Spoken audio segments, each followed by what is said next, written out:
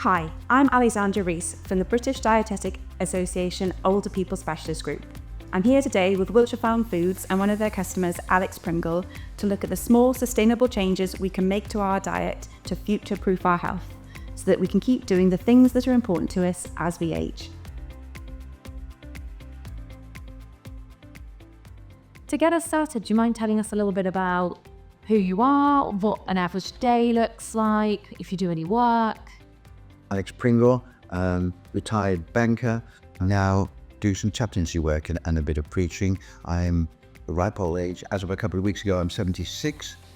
And I feel about 19, and I think it's only when I look in the mirror that I think, oh, who's this? Oh, so-and-so looking at me in the mirror. I monitor my health, I have my watch and my smart ring, and I try and get my steps in. And I'm not nerdy about it, but, I like to feel fit and healthy. So, do you think your eating has changed since you've lived on your own? Yes. I was only ever the sous chef. I was only ever the one who opened the tins or chopped the carrots or peeled the potatoes or did the washing up. But when I lost her, that was quite a shock to the system. Yes, I can do fish fingers. I can open a tin of baked beans. I could boil an egg.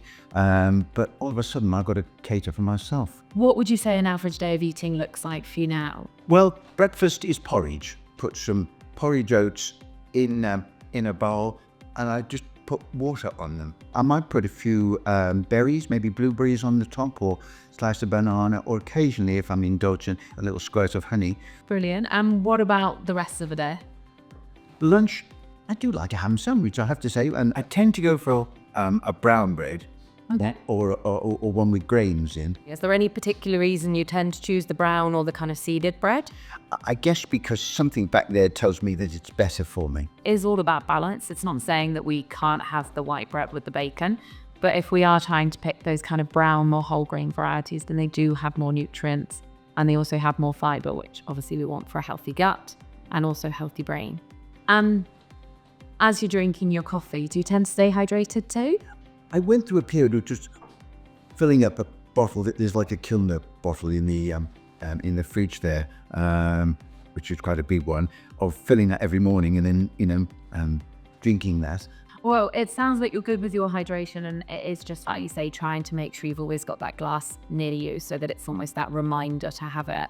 And also just having those teas and coffees is still going to add to that as well. Can we just finish off your day and talk a bit about what you might have in the evening? Why you might make some of those choices? Right. Yeah, I do tend to use, ready meals, and that was something I got onto after my wife died. There's lots of adaptation to make when you're suddenly on your own. There are other jobs that you never had to do before.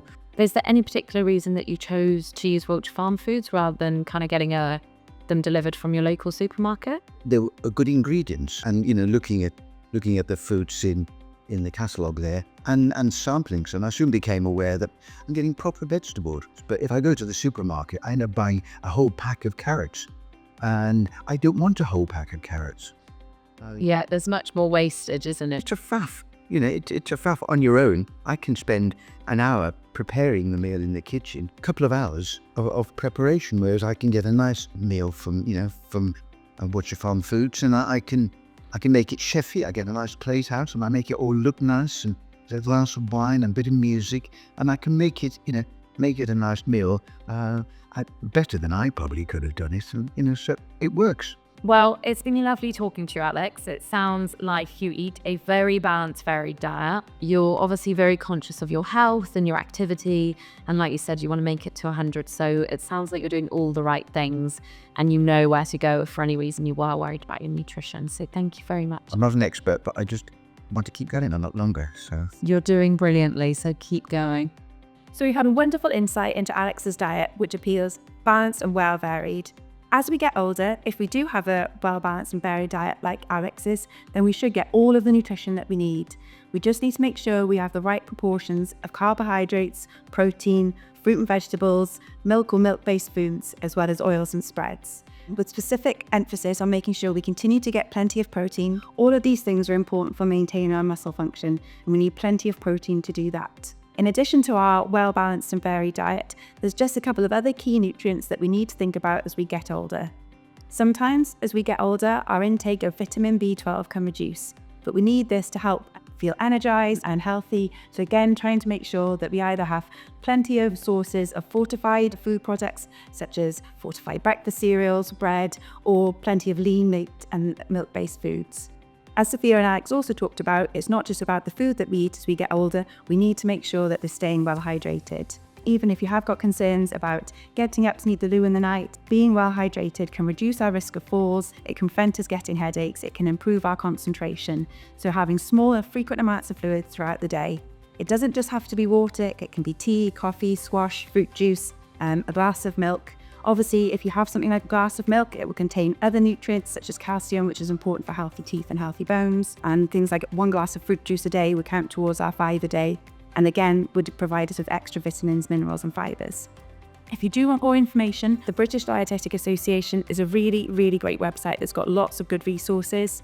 Our Older People Specialist Group have put together a really informative resource called Eating Well and Aging Well, but equally there's lots of other resources about specific vitamins such as vitamin D, vitamin B12.